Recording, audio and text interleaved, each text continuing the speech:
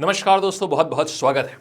आपके एग्जाम में दिन है शेष तकरीबन 20 से 25 और आपको अभी भी जीएस का डर सता रहा है कि कैसे कवर करूं मैं इतने दिन में, मेरे पास दिन बहुत कम है और अब इस समय कैसे करूं।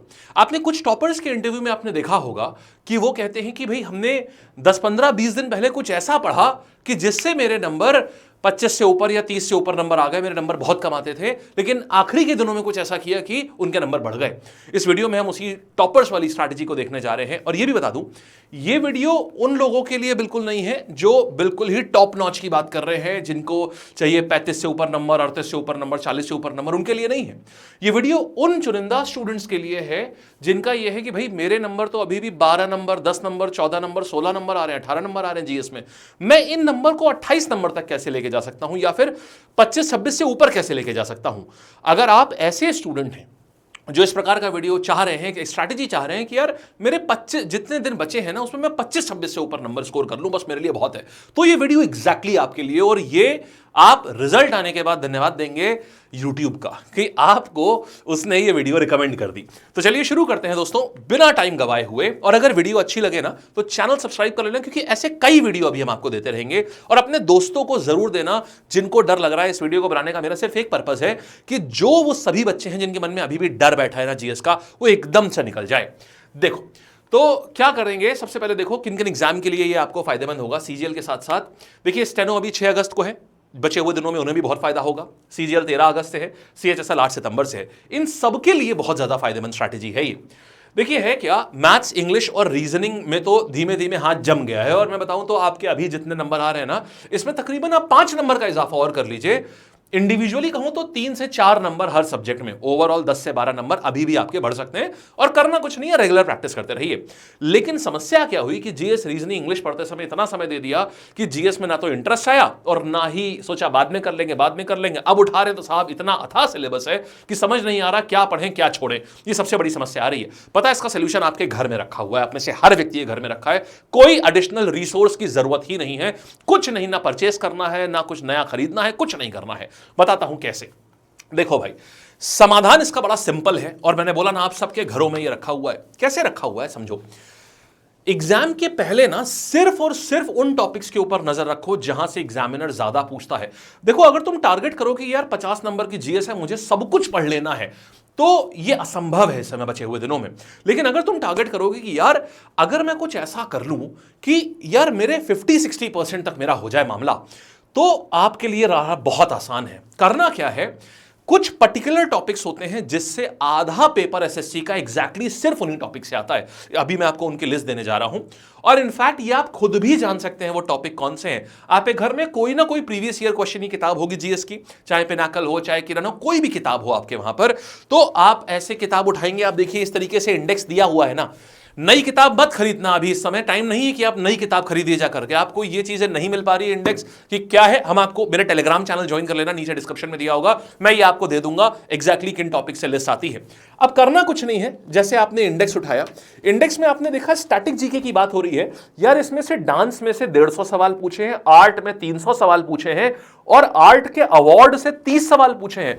तो अकलमंदी कहती है कि यार मैं 300 सवाल वाले को मैं एक बार पढ़ लेता हूं, 30 वाले को छोड़ दूंगा। अगर आप देखोगे तो कुल मिला के अगर हम बात करें तो हमारे पास यहां पर स्टैटिक जीके की बात करें तो कुल मिला के 25 टॉपिक हैं।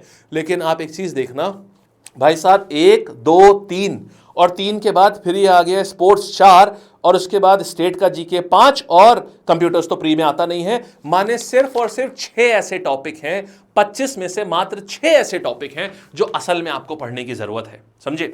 इसी प्रकार से अगर मैं बात करूं हिस्ट्री की, तो हिस्ट्री में भी है भाई, आप देखना अगर आप एंशिएंट हिस्ट्री उठाओगे ना तो आप देखते ही समझ जाओगे कि मौर्यन डायनेस्टी से और गुप्ता डायनेस्टी से और इंडस वैली से या और वैदिक, ये 4 टॉपिक से ही एसएससी सवाल पूछता है मेजॉरिटी। माने 70% सवाल एंशिएंट हिस्ट्री के सिर्फ इन 4 चैप्टर से आते हैं। तो क्यों ना मैं आखिरी में सिर्फ वही चीजें रिवाइज करूं। मैंने कहा था ना इसका सोल्यूशन हर घर में रखा हुआ है, बस हम कॉन्फिडेंट नहीं हो पाते कि क्या इतना पढ़ना ठीक रहेगा। बिल्कुल रहेगा दोस्त, 10 साल के एक्सपीरियंस से बता रहा हूं, बिल्कुल रहेगा। सिर्फ इसके ऊपर फोकस करो और किसी चीज से मत करो। आप देखो कुल मिला के कितने 10 टॉपिक हैं, सिर्फ 4 पढ़ने हैं आपको। बोला था ना 30-40% पढ़ के भी 50-60% नंबर ला सकते हो। सिमिलरली मेडिवल हिस्ट्री में जाओगे, सिमिलरली मॉडर्न हिस्ट्री में जाओगे। मैंने इन टॉपिक्स को अलग निकाल करके भी यहां पर दर्शाया हुआ है, जरा देखना।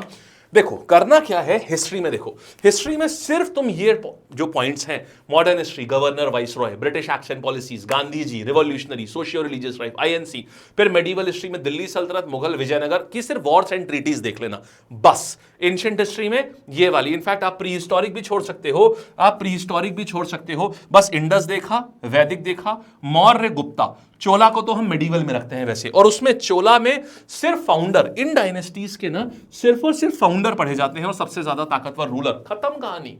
सारी चीजों पे जाना ही नहीं है। जैनिज्म, अब जैसे पता है कि जैनिज्म का बहुत कम वेटेज होता है, तो मैं क्यों जैनिज्म पढ़ूंगा जाकर के, इस समय टाइम क्यों वेस्ट करूंगा।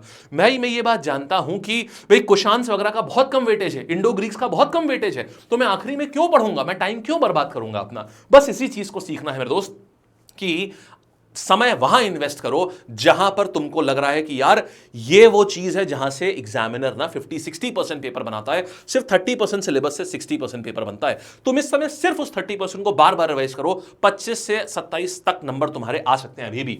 देखो हिस्ट्री का है, पॉलिटी की बात करें तो ये वाले आर्टिकल हैं मेरे टेलीग्राम पे, मैं आपको आर्टिकल की कंप्लीट पीडीएफ दे चुका हूं, अमेंडमेंट्स की कंप्लीट पीडीएफ दे चुका हूं, सीधे आप उनसे पढ़ डालिए, आपको ये टॉपिक सीधे डन हो जाएगा। पार्ट्स की पूरी लिस्ट दे चुका हूं, कुछ नहीं पढ़ना है, इनके ऊपर एक बार ध्यान दे दो।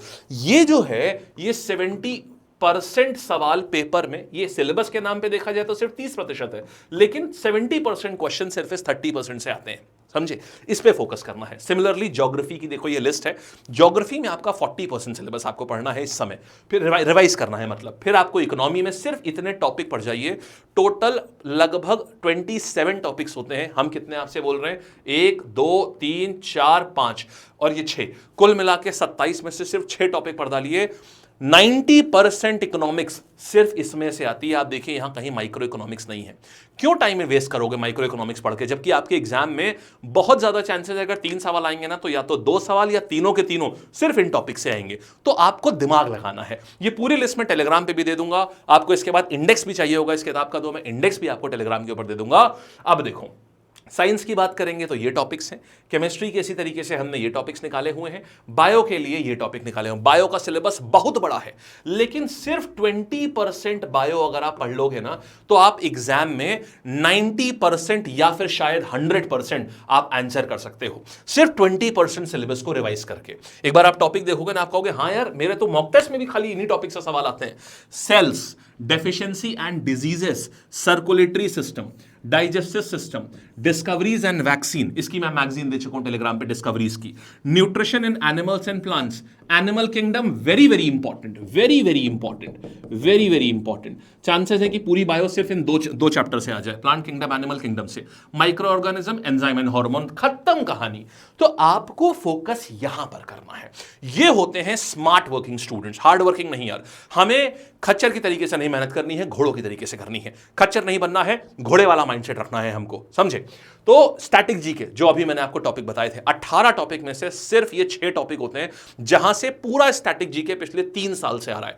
18 टॉपिक में से सिर्फ इन 6 टॉपिक में से आता है। बुक एंड ऑथर की डिटेल्ड मैगजीन में दे चुका हूं, आज तक जितने बुक्स एंड ऑथर्स एसएससी में पूछे गए सारे यहां पर दिए हुए हैं मैंने, और एक्स्ट्रा भी दिए हुए हैं जो आगे आ सकते हैं, टेलीग्राम पे अवेलेबल है ये भी।